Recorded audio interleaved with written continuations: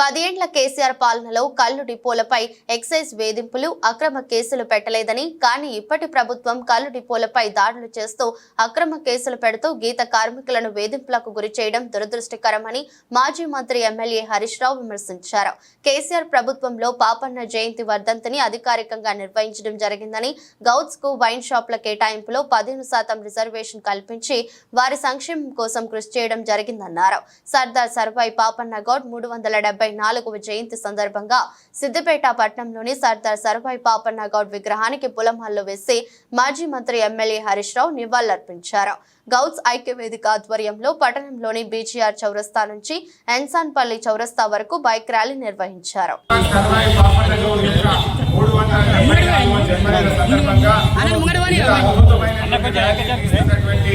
మా గౌడ సోదర సోదరీమణులందరికీ నా హృదయపూర్వక శుభాకాంక్షలు, అభినందనలు తెలియజేస్తాను. 17వ శతాబ్దంలోనే బహుజన రాజుగా చరిత్ర పుటల్లో నిలిచిన సర్దార్ సర్వాయి పాపన్న గౌడు మనందరికీ ఆయన ఆదర్శం.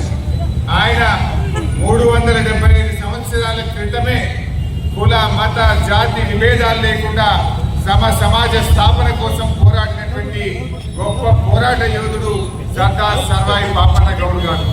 వారి జన్మదిన సందర్భంగా ఈ రోజు చరిత్రలో ఎప్పుడు లేని విధంగా మన సిద్దిపేటలో ఇంత గొప్ప ర్యాలీ నిర్వహించుకోవడం మరి చాలా సంతోషం. మీ అందరికీ ఈ ర్యాలీలో పాల్గొన్న ప్రతి ఒక్కరికి నా హృదయపూర్వక అభినందనలు. గౌడ ఐక్యవేదిక ఆధ్వర్యంలో ఈ ర్యాలీ నిర్వహిస్తున్నందుకు పేరు పేరున శుభాకాంక్షలు, అభినందనలు.